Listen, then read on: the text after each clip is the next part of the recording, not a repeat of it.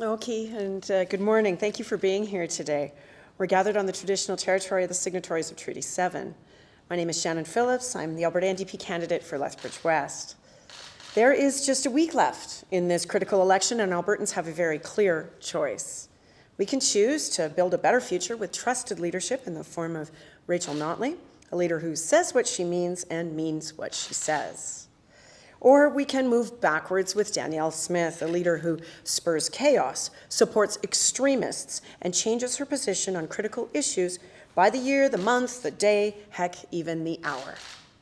Now, I know Danielle Smith is tightly scripted these days, but let's be honest, tightly scripted is not the real Danielle Smith. We know who the real Danielle Smith is. She has told Albertans who she is over and over and over again. She has a hidden agenda for the next 4 years for Albertans, and she's just working overtime to hide it from us.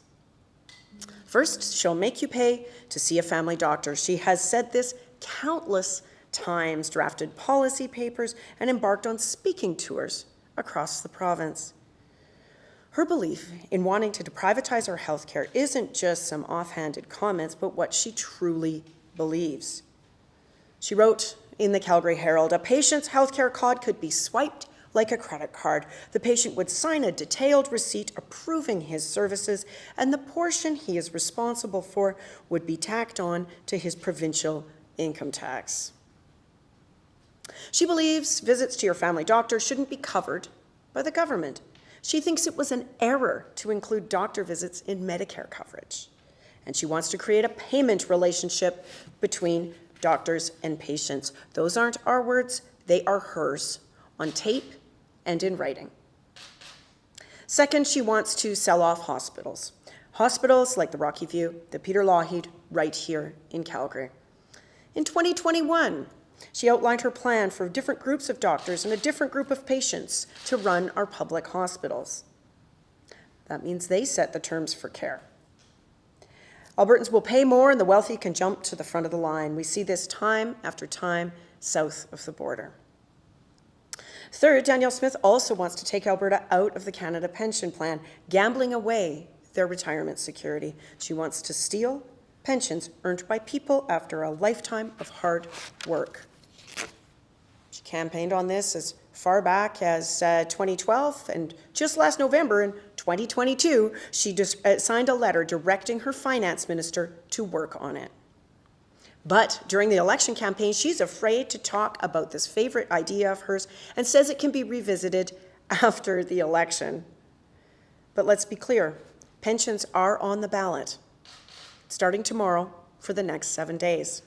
Fourth, she'll fire the local RCMP officers and bring in a provincial police service. She has directed her Attorney General to start working on creating an Alberta police service. Firing the RCMP won't improve public safety. It will increase costs for you and your family. It will make life more expensive for all Albertans. And Alberta provincial police will cost municipalities as much as $1.36 billion of transition costs and lost federal revenue. That's why over 70 municipalities across Alberta made their wishes clear in an open letter, stating they don't want an Alberta provincial police service. Now, of course, the UCP have ignored them. Fifth, Danielle Smith will spend hundreds of millions of dollars hiring 5,000 tax collectors for an Alberta revenue agency to collect provincial income tax. She has said so herself on video, and her plan was corroborated by former Finance Minister Travis Toews. Now, economists have called this a bad idea that will cost $500 million or more a year. When I asked the former Finance Minister about this when we were still in the legislature, he corroborated that cost too. He actually said $500 million was the low end of the estimate. Now, rather than filing our income tax twice, which is what this $500 million of expenditure would buy us, I believe Albertans would rather hire 5,000 teachers or nurses instead of 5,000 new tax collectors. But clearly, those are not Danielle Smith's priorities. Sixth, While regular families struggle with rising costs, Danielle Smith will hand over $20 billion to the biggest polluters. $20 billion to companies that are refusing to clean up their own messes, even though they are legally obligated to do so.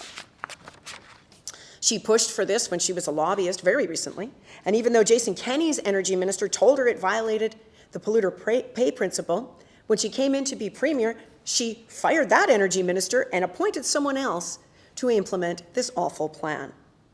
Now, all of these bad ideas come from Danielle Smith herself, but she's not campaigning on any of it. She knows how unpopular her ideas are, but it is her hidden agenda. Albertans are looking for a government that's focused on what matters, not on Danielle Smith's chaotic pet projects.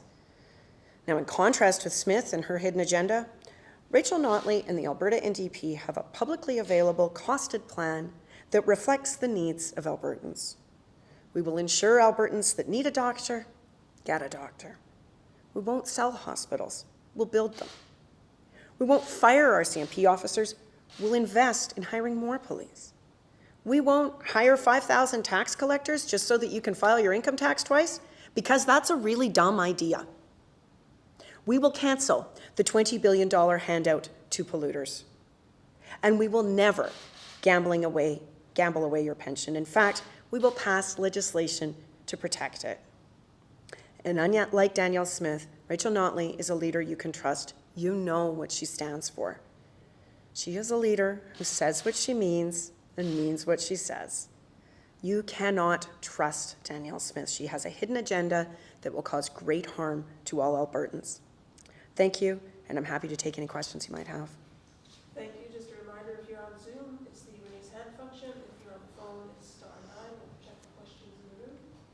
Yeah, maybe start off in here in global news. Maybe we can first just start on this first point about paying to see a doctor. Danielle Smith has said repeatedly that she will not make you pay to see a doctor. So why is it that we're still continuing to see this line, and should Albertans be concerned about it? Danielle Smith has also said repeatedly that she will make you pay to see a family doctor. And those are not ancient history. We're talking just a little over a year ago. And then we had her deputy premier in Lethbridge say at a forum that perhaps people should pay to go to an emergency room. Then we had another one of her UCP MLAs very recently say, why shouldn't we have to pay a portion for our health care? There is no doubt that if Danielle Smith actually believed the words that were coming out of her mouth, she would have disavowed all of those videos, all of those columns, policy papers, all of that long record of advocating for more privatization in healthcare and more user fees, and Albertans having to pay a portion of it. The fact is she hasn't. She signed a piece of cardboard instead. And I think that what Albertans can take from that, given that she's never disavowed those comments, they are very recent, they are frequent, they are numerous, and they are not just her but the rest of her team. I think that we can take from that yes, she understands how unpopular it is, but she doesn't want to back away from it, and she will do it given the chance in 7 days' time. Can I ask specifically about the RCMP officers as well? I know, this has kind of come up specifically because we've seen a lot of problems with rural crime in Alberta. I guess what methodology would you guys use to try and address some of that crime that we see specifically in those rural communities? Well, certainly we worked with the RCMP to ensure that we had a specific rural crime strategy, and it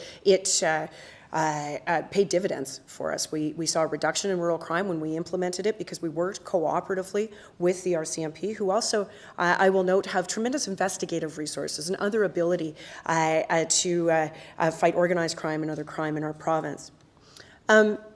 In 7 days' time, we can vote to make sure that we protect our police services, that we are not adding $1.36 billion of costs onto municipalities so that we can turn around and pay higher property taxes. In 7 days' time, we can choose to protect those valuable tax dollars keep them in our communities and keep our communities safe. There has never been a time that Danielle Smith has said to her Attorney General, oh, no, I know I asked you to move forward with an Alberta Police Service and kicking out the RCMP, but now we're not doing that anymore. She has only said she doesn't want to talk about it during the election, but she talked about it all through her leadership race that was just a few months ago. She gave it in a mandate letter to her Attorney General. She has only put the conversation on pause because she understands how unpopular it is and the fact that 70 municipalities have spoken out against it, and Albertans do not want her to move forward with this plan. But it's a 28-day pause in what is otherwise a months and years-long conversation. Thank you. We'll go online now. Catherine, your line is open. Okay. So as you say, Danielle Smith has been discussing a number of these items. She said that there's going to be a report on pensions coming forward. She says that a lot of these ideas, nothing will happen unless there's a referendum. So I guess what would you say to that argument that she's not going to change any of this unless the people tell her to change it? The referendum on protecting our healthcare, our pensions, our police services, our hospitals, and so much more starts tomorrow at the advance polls, and it goes for the next 7 days. That's the referendum right now that we are having on the CPP, on the RCMP, on whether we want to privatize our healthcare system, whether we want to continue to invest in our education system and build a better future. The referendum is now. It is not after Danielle Smith has skated her way through an election campaign, essentially trying to paper over all of her unpopular ideas and trying to pull the wool over Albertans' eyes with a hidden agenda. The referendum is now. Do you have a follow-up, Catherine? Yeah, and you mentioned the R-STAR, or the Liabilities Management Asset Program, whatever it's called now. What is the NDP plan for cleaning up these abandoned and orphaned oil wells? Sure. Well, I think first of all, we do need a more fulsome liability management review, and we need to actually continue to implement some of the recommendations of the first LMR. I also noticed that over the last 3 years, we had hundreds of millions of dollars that came from the federal government to assist with some of the costs for the orphaned well association. And this province ended up with unspent amounts after carrying those amounts forward for 3 years. It was supposed to be a job creation strategy, and this province could not figure out how to create energy jobs in an energy province to deal with our orphan well situation. So that will certainly not be the case under the NDP. We will have a look at our ability to perhaps do another loan to the Orphaned Well Association to deal with the wells that are orphaned. Abandoned wells are a different matter entirely, and those need, generally speaking, a bit stronger timelines for capping, reclamation, and so on. And we will work with industry to make sure that we can implement those in a way that preserves the polluter pay principle, and ensures that we have proper reclamation on the landscape and leaving good relationships with landowners as well. Thank you. We'll do another pass for questions in the room. Seeing none, we'll do another pass online. Remember, it's raise hand if you're on Zoom, star 9 if you're on the phone. Seeing none, that